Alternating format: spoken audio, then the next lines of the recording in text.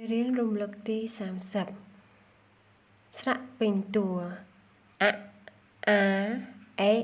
អៃអ៊ូការអានស្រៈពេញតួ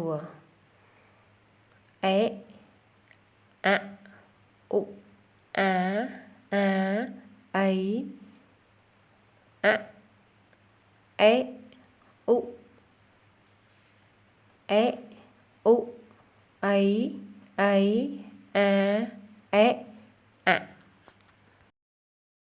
អានពាក្យអេតឥតអា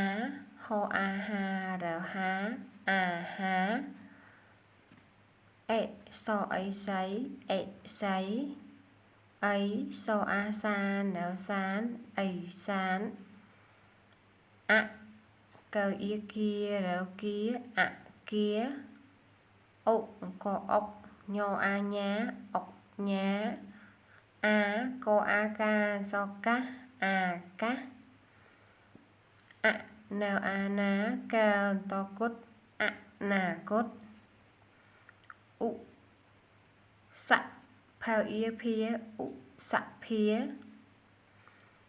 ឧតៅអៀទៀននៅទៀនឧទៀន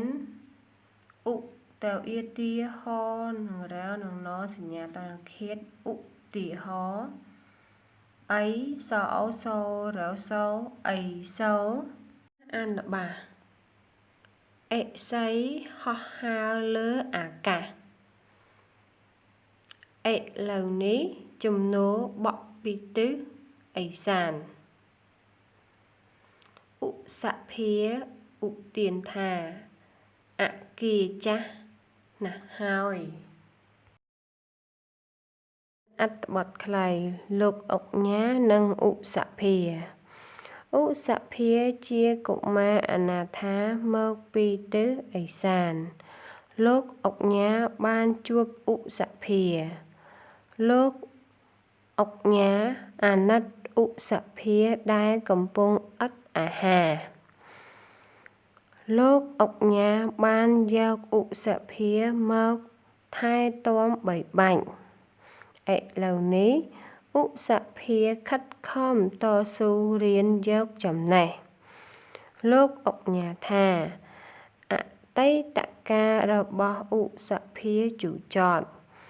ឧសភានឹងមានអាជីពការងារជាក់លាក់អនាគតរបស់ឧសភាគឺផូរផង់